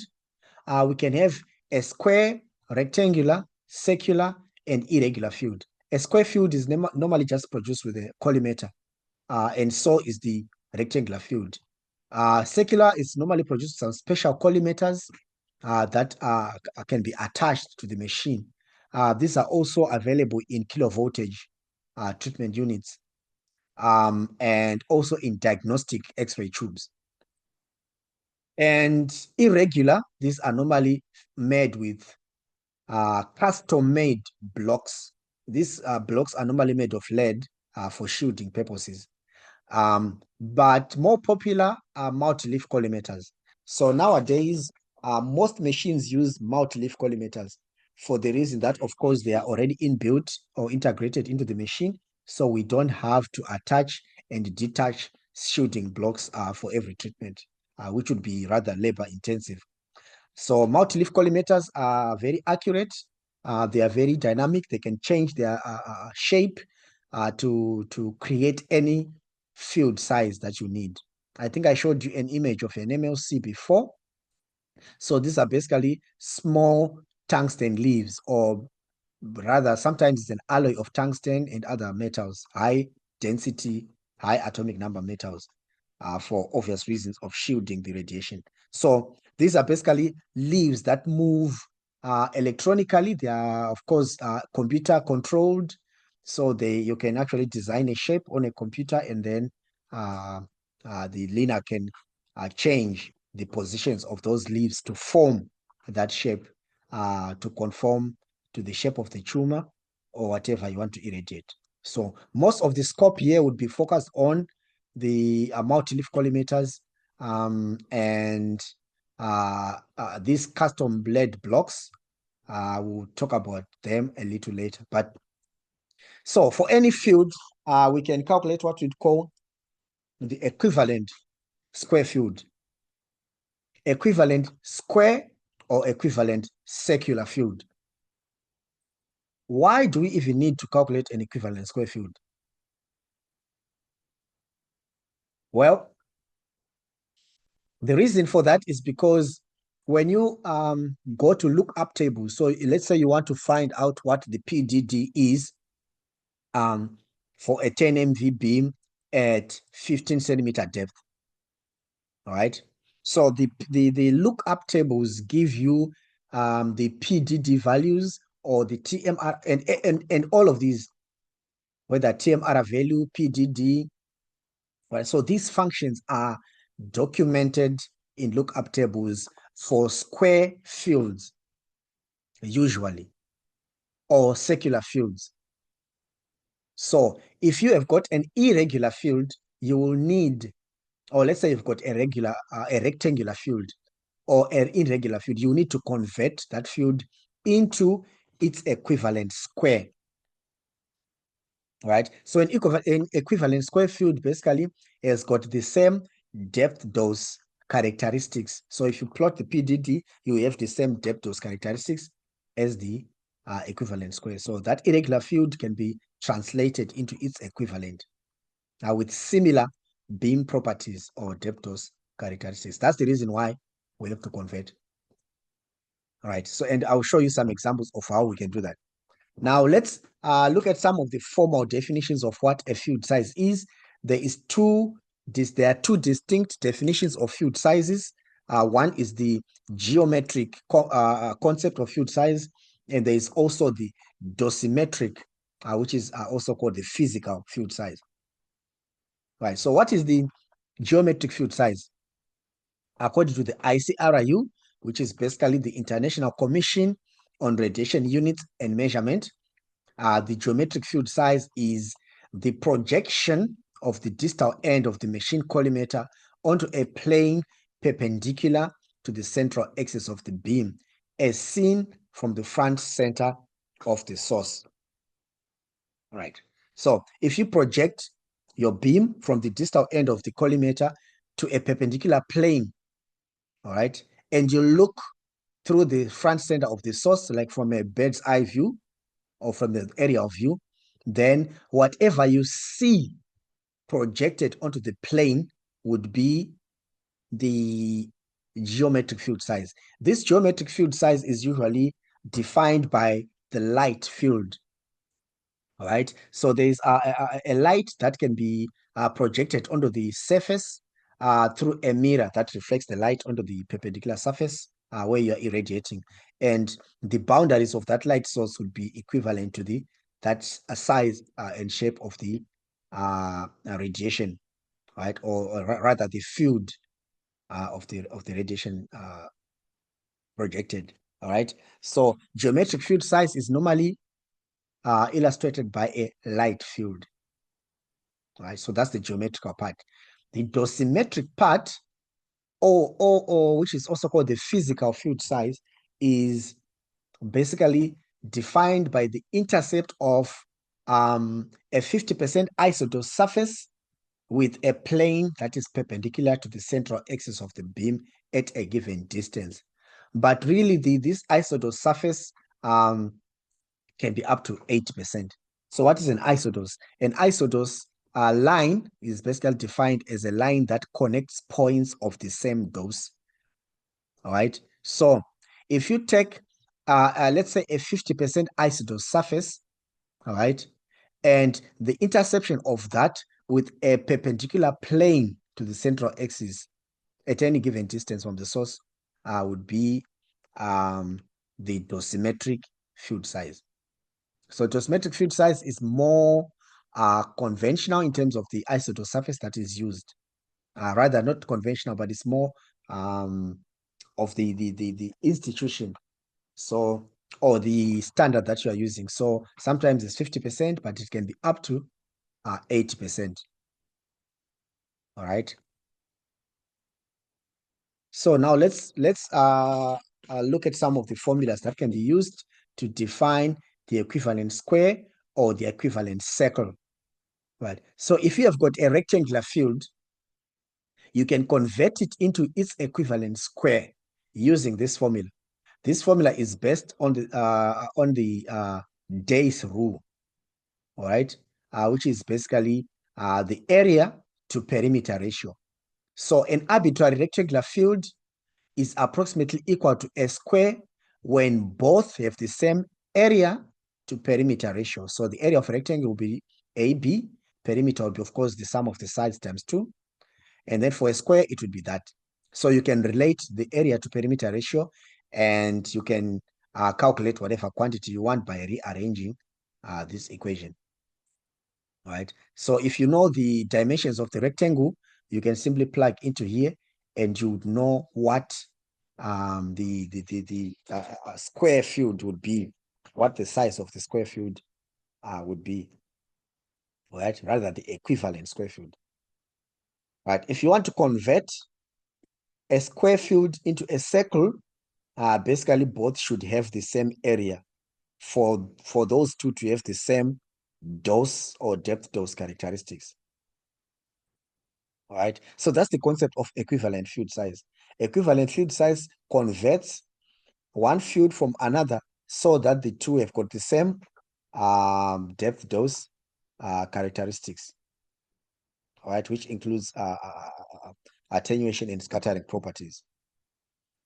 So for square to circle, their areas should be the same. So area of a square should be area of a circle, and you can convert from one to the other. So what if you want to convert a rectangular field to a circular field? What would you do? If I ask you, okay, I've got a 10 by 15 rectangular field, and I want to convert it into a circle, what's the procedure? First of all, you have to convert that rectangular field into a square using this rule, and then convert that square into a circular field using this rule here. You have to apply both from rectangle to square and then square to circle. Right, are we together? Any questions? Please let me know through your microphone or through the chat. Oh, good.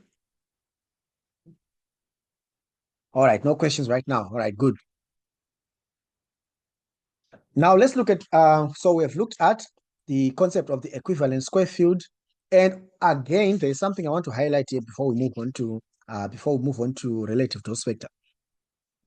Here we looked at rectangular, square, and circular. You can have irregular shapes, right?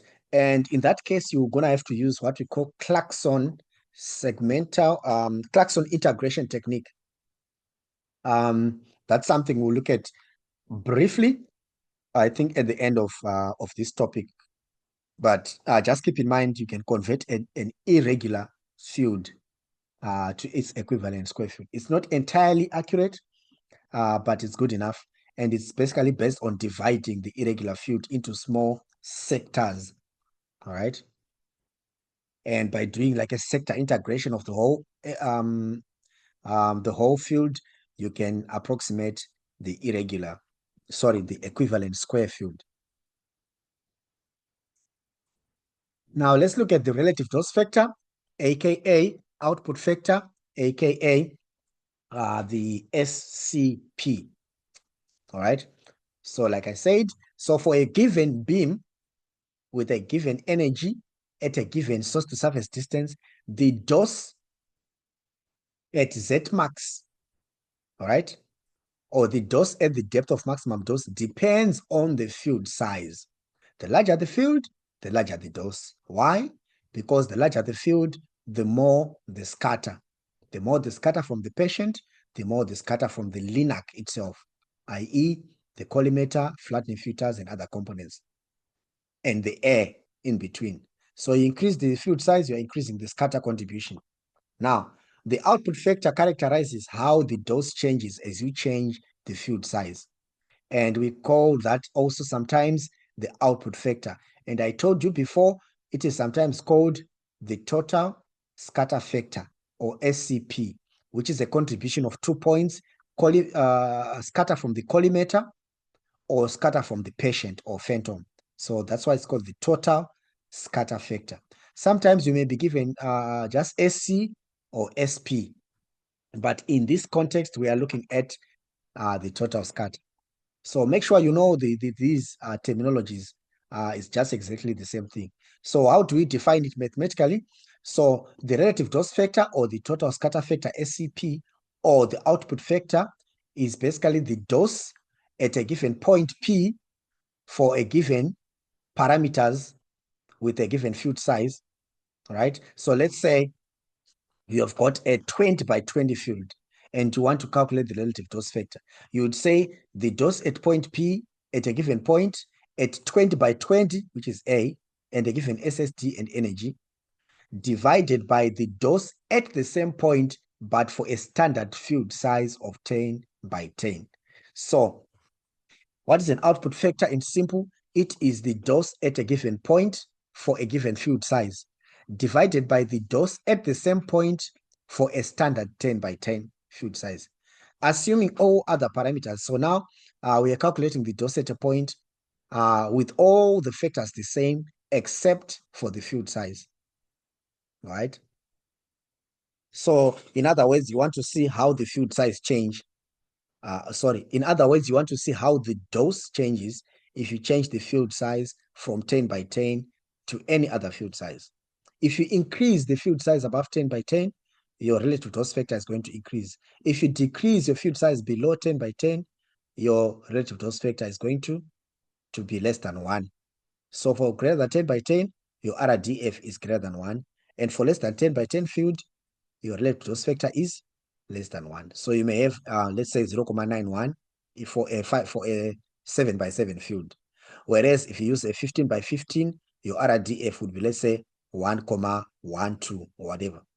For a 10 by 10, we know the RDF would be equal to 1 because that is the standard field size. Right, so this is what I was trying to explain to you. So for less than 10 by 10, it's less than 1. For equal to 10 by 10, it's 1. For greater than 10 by 10, it would be more than 1. All right, so we are basically comparing the dose at the same point P for an arbitrary field size compared to a 10 by 10 field size with all the other parameters the same. So the SST would be the same, the energy would be the same, the point of dose measurement would be the same, right?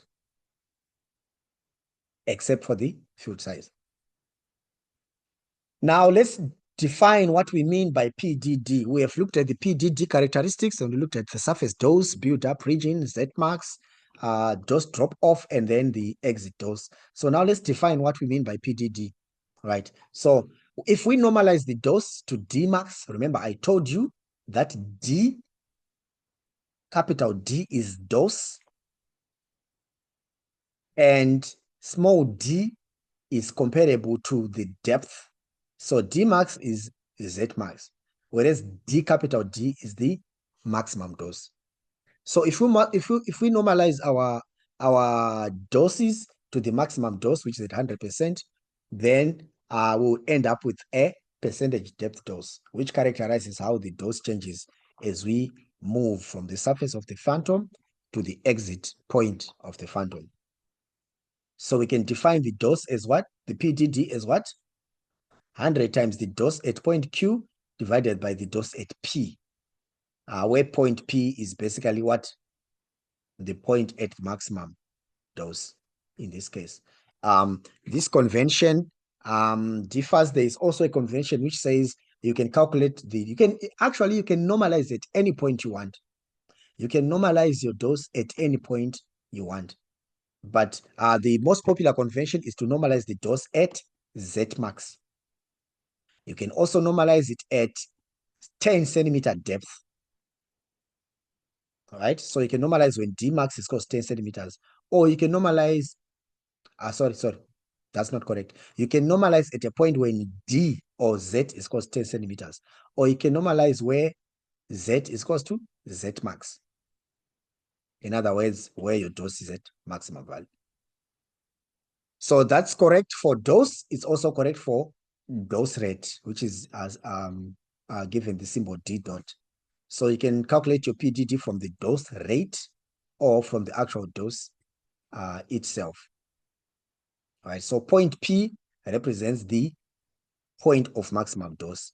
Point Q represents the arbitrary point. All right, so any point Q.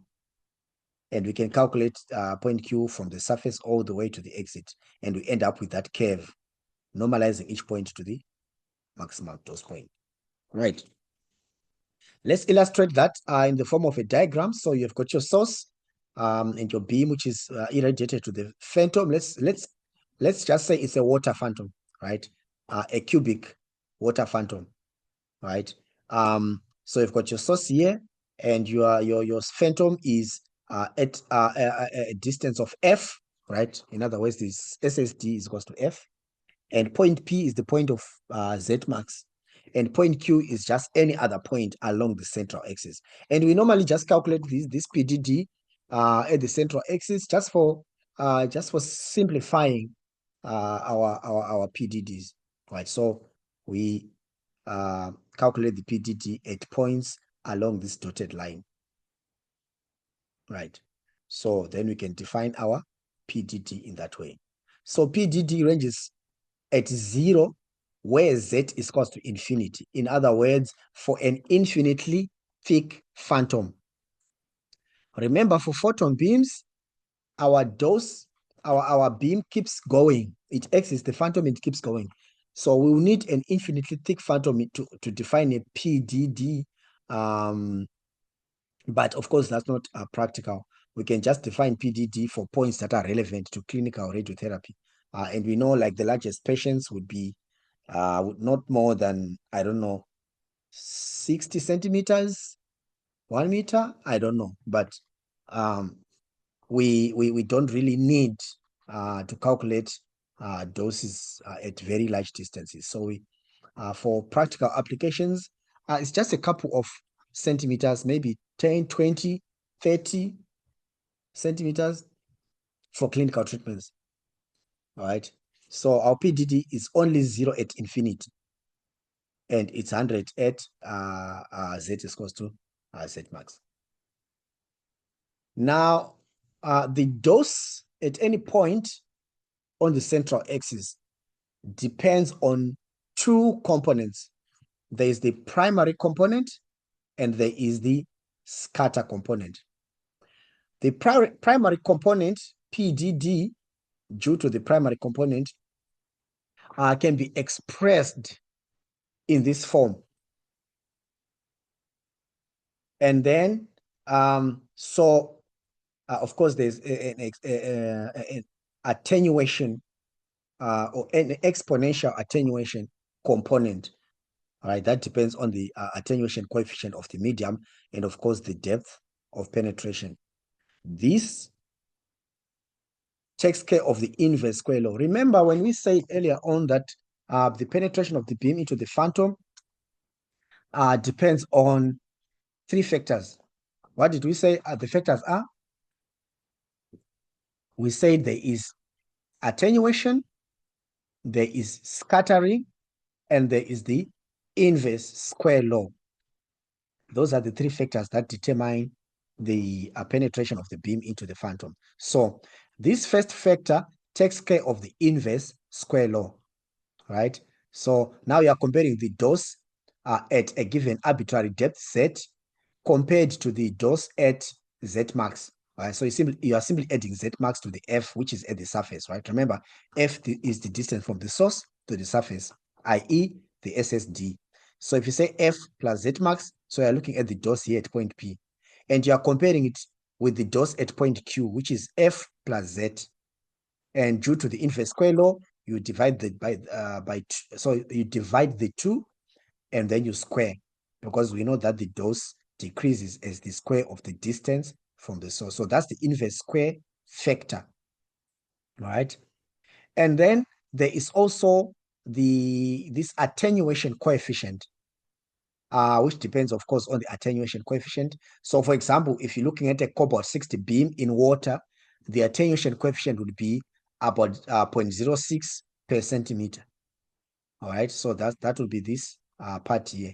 And of course, Z minus Z max would be what? This distance here, right? This is Z and this is Z max. So the distance from P to Q would give you the level of attenuation in that range. So we've got the attenuation factor and we've got the inverse square factor, right? Of course, the scatter component is very difficult to deal with, all right? It of course reflects the contribution of the scattered radiation at any point at that point Q. Remember, we're looking at point Q here, right? An arbitrary point. So this depends in a very complicated fashion on other parameters like depth, field size, and SSD. So this is the reason why estimating the dose at a given point is very complicated. This is due to the usually the scatter component. All right. Now, contrary to the primary component, in which the contribution at Q varies directly from the source, the scatter is delivered by photons through Compton scattering in the patient. All right, so that's what patient scatter, right? SP, machine collimator scatter. So that's where we get other components from the Linux scattering, like the SC, all right, and even air. So the photon beam, as it travels, is scattered through linear components, through the air, and through the patient. Now let's look at the PDD now, how it depends. Let's see how it changes with regard to what? These are energies here. So if you look at different energies, right? So for a constant field size, source to surface distance, and energy, how does the PDD increase, or how does it change with different parameters? So now here we've got an example. Of course, it increases from Z to Z max as we've seen before, and then it decreases. So this is the build up, this is the drop off, this is the Z max, this is the surface dose. Of course, the exit dose here is not being shown. But we know that at the exit dose point, there's a little drop off due to missing scatter contributions from points beyond Z max, sorry, beyond the phantom. So for all the beam energies, the general shape is the same. But as you can see, the Dmax region increases with energy. So for cobalt 60 here, the Dmax is close to the surface. And as you increase the energy, the Zmax is deeper and deeper into tissue. All right. Now, let's look at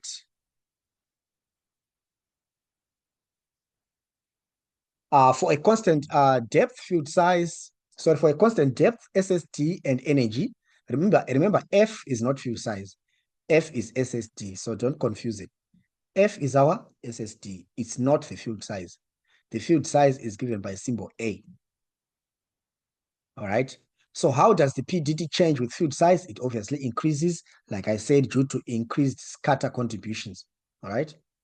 So more field, larger field size has got more scatter. All right.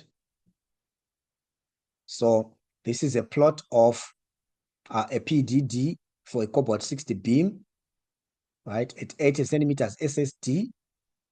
And of course, at Z max, this is measured at a depth of 0.5 centimeters, which is the Z max for a cobalt 60, right? And we're just looking at how it changes here as we are changing it, as we are looking at depths.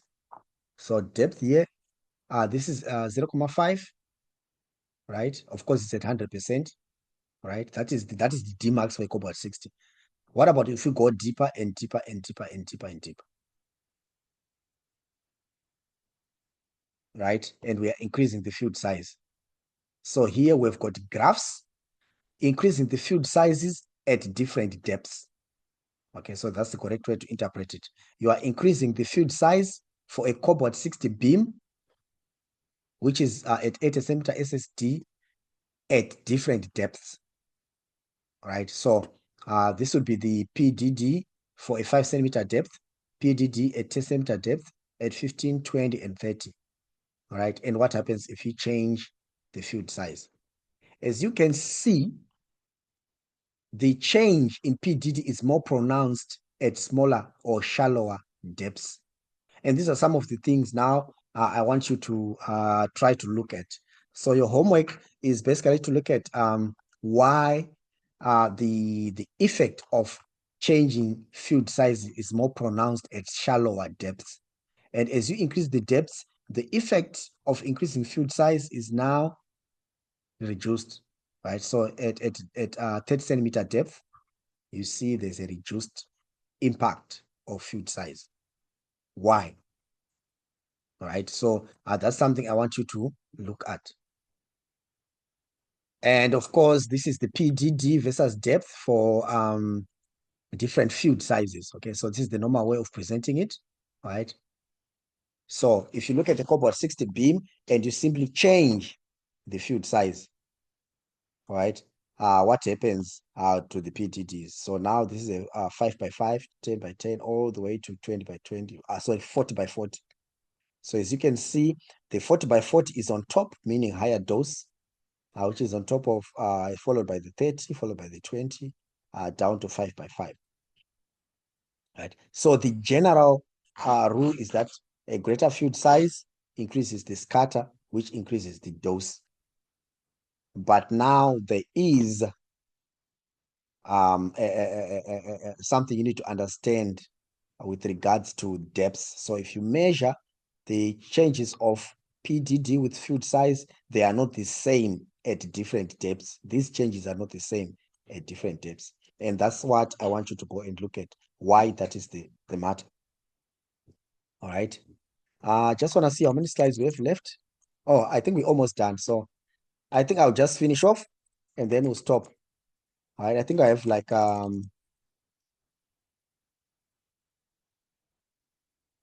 where was I? I was here. I think I have like 5,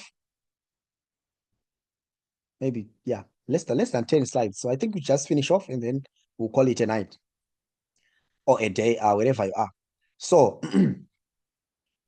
the PDDs now, if we keep constant every other factor and then we change the energy.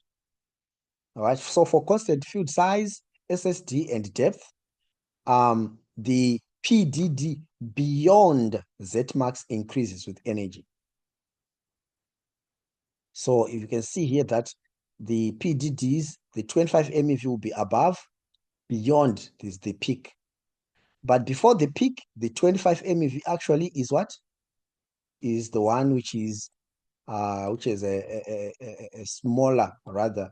So if you, let's say we look at 2 centimeter depth here. If we draw a line, we would say, let's say the PDD is at 60. But for a 4 MeV beam, it would be somewhere around, let's say here, maybe 80 something, right? So beyond Z max energy increases the PDD. But before the Z max is the opposite. All right. So you can check that here. This is the Z max value. As I told you, you need to remember the Z max values for cobalt 64 to 25 MeV. Right. I think it was 4 to 18 earlier on, but 25 MeV is also produced by some of the Linux, even though it's not popularly used. All right. So the PDD increases due to increase in the penetrating power of the beam. All right. Again, I'm going to give you another question. Why then is it that the PDD at shallower depths is higher for lower energies? So for lower energies here, we see that the PDD is higher. But after Z max, we see that for higher energies, the PDD is higher. So those are two questions for you to go and look at. All right. So now we can see you can compare here. So let's say this is a cobalt 60 beam, right? So same energies, right? This for a 5x5 field, 10 by 10, 15, 20, 25, 30, you can see there's a general increase in PDD, right? From left to right. This is because you are increasing the what? The field size. From top to bottom, what are you increasing? You are increasing 5, 10, 15. So you're increasing the depth. And what's going on here? From 76 to 55 to 36, there's a decrease of the PDD with depth. All right. So I want you to go and look at these tables and try to make sense out of this. Of course, we cannot cover everything in class. Like I said, some of these things you need to do analysis at home and make sense out of them. If you have any questions, if you see a trend which you don't understand or that doesn't make sense to you, feel free to ask. So in our next class, we have, I'll give you some time to ask questions if you have any, or even before our next class, send an email, send a WhatsApp on the group. Don't be shy. We are here to learn from one another. So send messages and you'll get help. No question is a stupid question, right? So this is what I think we'll stop here today. And in our next class, we will look at, let me just stop the recording for now.